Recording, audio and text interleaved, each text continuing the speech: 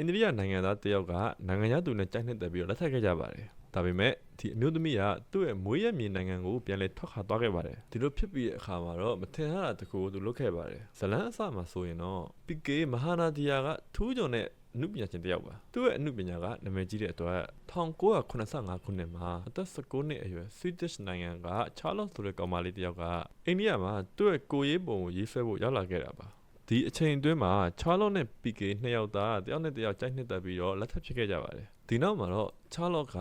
PK ကိုသူနဲ့အတူ Swedish ကိုလိုက်ခဲ့ဖို့ပြောခဲ့ပါတယ်ဒါပေမဲ့ဒီအမှုပညာကအရန်ဆင်းရဲပါတယ်လိန်လက်မှတ်ကိုအမျိုးသမီးဖြစ်သူကပေးပါမယ်ပြောပေမဲ့ PK ကလက်မခံခဲ့ပါဘူးသူနီးသူဟန်နဲ့ရောက်အောင်လာခဲ့မယ်ဆိုပြီးတော့ပြောခဲ့ပါတယ်ဒါနဲ့ပဲ1988ခုနှစ်မှာသူ့ပိုင်ဆိုင်သမျှပစ္စည်းတွေနဲ့ပကြီးတွေအားလုံးကိုရောင်းပြီးတော့စပိန်တစ်စီးဝယ်ပြီးနိုင်ငံ၈နိုင်ငံကိုဖျက်ကျော်ပြီးတော့ဆွီဒင်ကို9လအတွင်းရောက်သွားခဲ့ပါတယ်အခုအချိန်မှာတော့သူတို့နှစ်ယောက်ကတာယာတဲ့မိသားစုဘဝလေးကိုပိုင်ဆိုင်နေကြပါပြီယောက်ျားမာနာဆိုတာဒီလိုနေရာမျိုးမှာအသုံးပြုရမှာပါ